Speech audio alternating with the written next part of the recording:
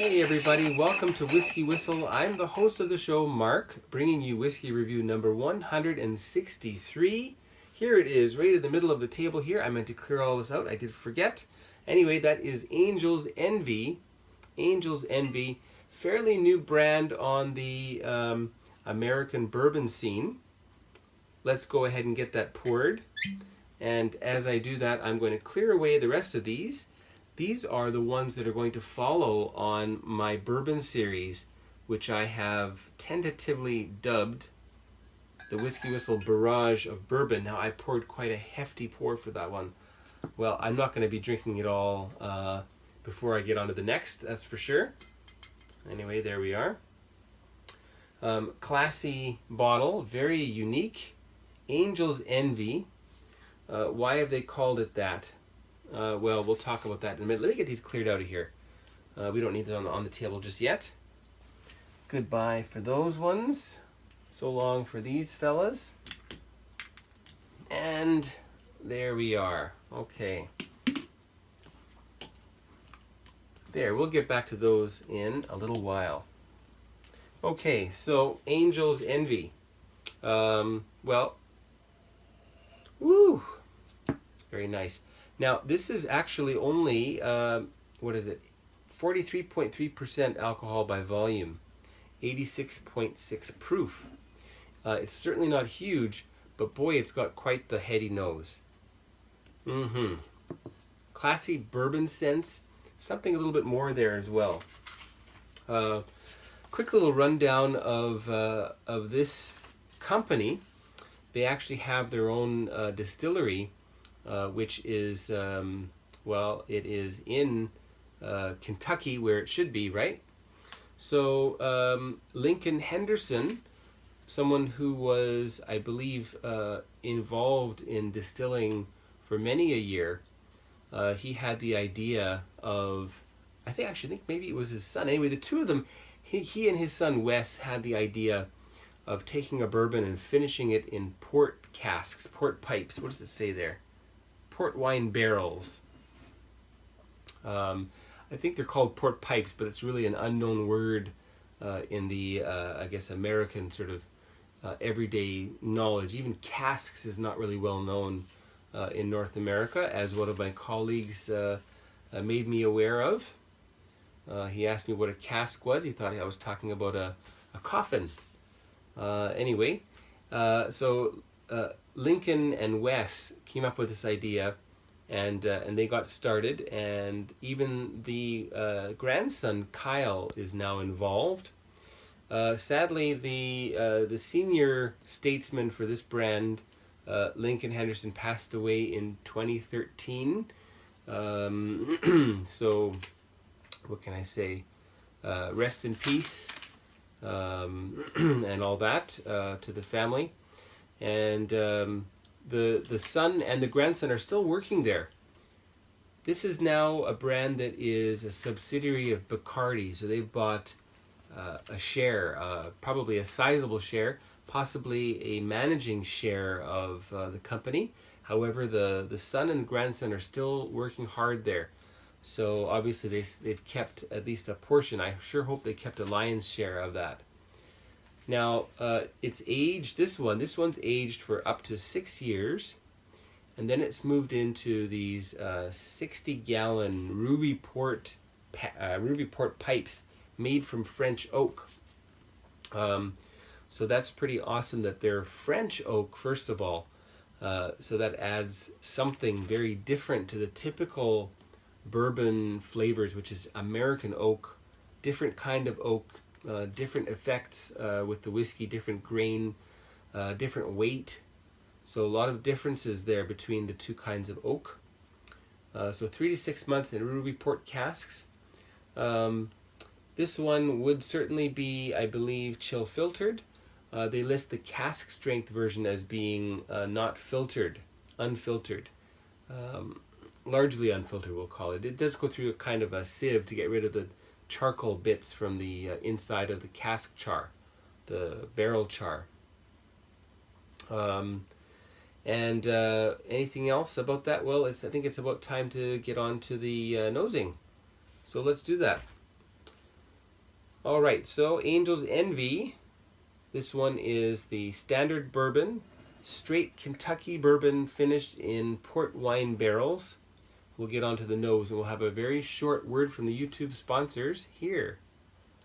Welcome back, Angel's Envy.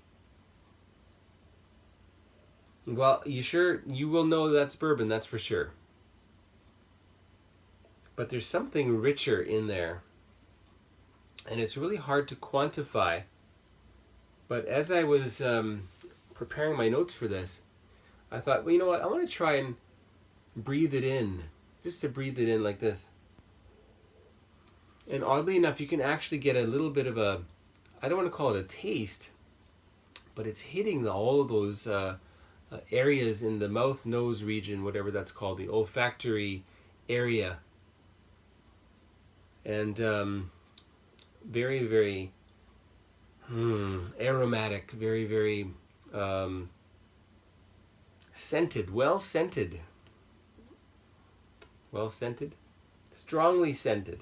That's better. Going right for my notes here, I write here, it's spicy with a question mark. Is this high rye? Of course, how high does rye have to be considered high rye? Was that a tongue twister? Okay, so it's spicy, some wood spice. A little different though. I can't just call this straight cinnamon. There's something nutmeggy about this. And there's something a little bit umami about this as well. And I think that's the both the French wood and also the previous content, the ruby port, having an effect on this whiskey. Now we forgot to talk about the color. Well, it really does appear just as many bourbons do, which is just a bright, burnished, golden, well, very dark gold, almost coppery hue. Wouldn't quite call this one copper. I've had a look at the pictures of the cask strength, and that's definitely a coppery shade.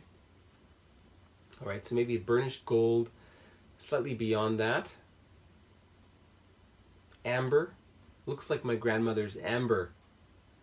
She wore a beautiful amber necklace, and one of the coolest things I remember about her, just great sense of style.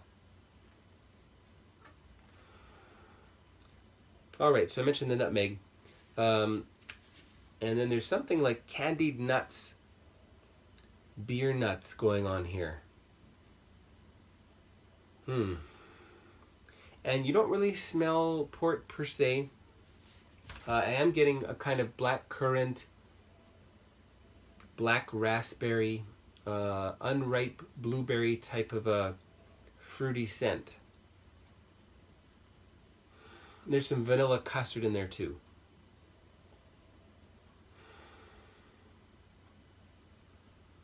Oh, it's so nice to smell.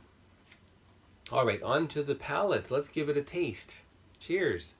Cheers to Zach. Zach Cohen, thank you so much for bringing this all the way from USA to Korea just a couple months ago now.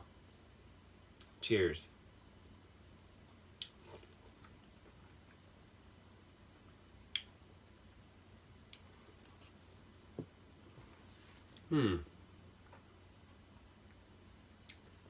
I think where I really noticed that something is different here. There's something different happening here, and you really notice it in the palate when you taste it. Very juicy, very fruity, and yet it's also very spicy. And if you hang on to it fairly long in your mouth, I was going to say longly. If you hang on to it longly in your mouth, as crazy as that sounds, the longer you hang on to it in your mouth,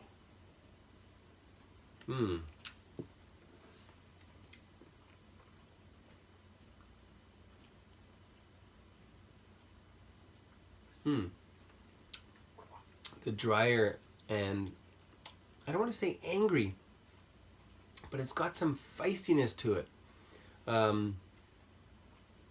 which is really making my mouth happy in a sense. It's almost sparkling. So isn't that cool? I write here, fruit juicy and spicy. It's got some punch to it. It does get dry. I can feel the dryness on the front of my teeth as well, that astringency. That could be the port content talking there.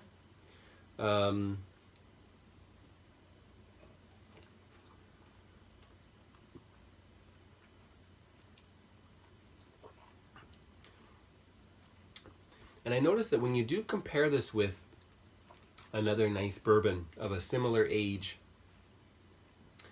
there is a slight kind of wininess to it towards the end of the palate, and then after you swallow, you get a little bit of that also in the finish.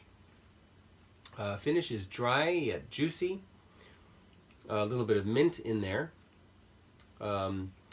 and it carries pretty long. I'm going to call that a medium long finish. I will add just a dash of water here.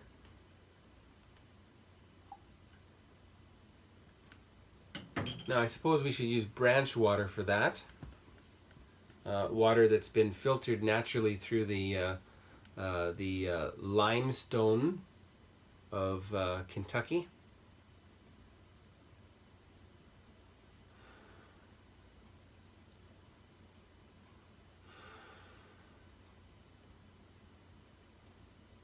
And you really get something sweeter now.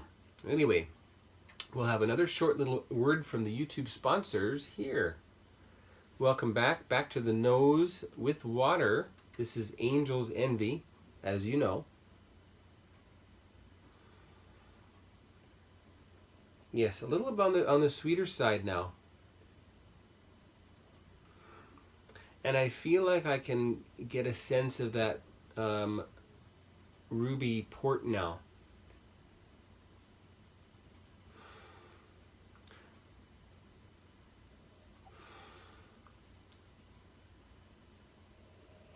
You know how wine has that slight little bit of, I don't want to call it a yeast, but the fermented grape scent. There's a hint of that coming out here. You got to bring the liquor really close to the edge. Give it a bit of a roll, and then get your nose in there. And I find you get a little more evaporation closer to your nostrils to give you a little bit better of a sense of what's going on there. I wouldn't do that at first, though. At first, just smell the glass from afar. And if you're using a standard rocks glass, an old-fashioned glass, you're going to get a big waft. Excuse me, you will get a big waft from that. So you can probably go further away and take it in, and then get closer with that kind of a rocks glass.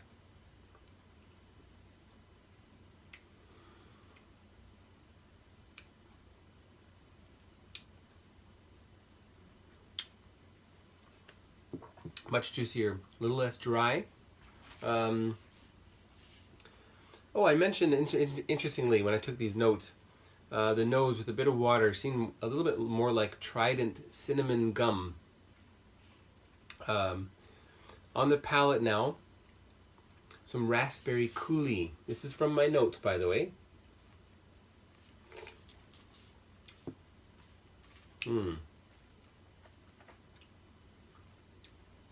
Seems a little more flavorful as the dryness has subsided somewhat. A little bit of bitter chocolate. And if you swish that around in your mouth a little bit, it gets very gel-like, very jelly-like. Hard to describe that. As though you're having jello that when you eat jello, and you squish it through your teeth to liquefy it. That kind of a jelly feeling. And simply it gets sweeter. Finish-wise, pretty much the same, but it does leave, well, the finish in general, whether or not it's with water or not, leaves your mouth very warm and tingly. and carries quite a while, that feeling of tingliness.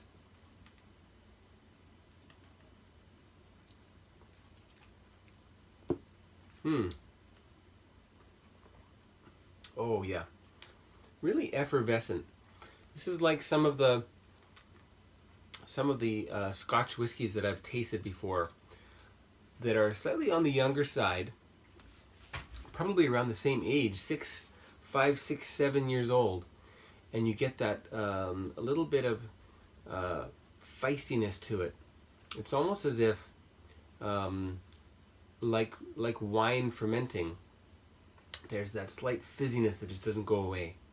So really cool. All right, now onto the scoring for this one. Well, the WhiskyWhistle whiskey score for Angel's Envy, Kentucky Straight Bourbon Whiskey, finished in port barrels, ruby port barrels, is going to be 85 out of 100. 85 out of 100, that's the WhiskyWhistle whiskey score for Angel's Envy. And the nickname for this one I've given is NKOTKTB. I first started with NKOTB, New Kid on the Block, not the band. Anyway, I just modified it, NKOTKBT. There we go. NKOTKBT. New Kid on the Kentucky Bourbon Trail. All right, so Angel's Envy, 85 out of 100. Get yourself one of these. I think if I could get my hands on the cask strength, I think that's what I would get. That's also finished in the port wine barrels, and then they also have a rye finished in rum casks. So that'll be cool too. Hopefully try that at some point. I think this has great potential. I would sure like to see something like this maybe finished for a year in the port to see what happens. I'm sure they've tried it. They probably decided to reduce it to 3 to 6 so that it could retain its real bourbon profile. But you know what? Why not let it just ride a little bit? Put out a special batch with a year in ruby port, and then see what happens. And then you know what else they can try? They can also try tawny port, see what happens with that, and some of the other varieties of port, and maybe Madeira, a Madeira finish. Boy, they can really do a lot with this, can't they? Well, anyway, thank you very much for tuning in. Stay tuned for the next one, another bourbon review, part of this barrage of bourbon here on WhiskyWhistle. And why not subscribe? Please like this. Please leave a comment if you tried it. I'd love to hear your thoughts on this one. Well, share it. Share it with your bourbon-loving friends, your whiskey buddies. Get a bottle of this for your whiskey group, your whiskey club. Give it a try. See if anybody can pick out any of the port flavors from this one. And stay tuned for the next one. Thank you very much. Take care.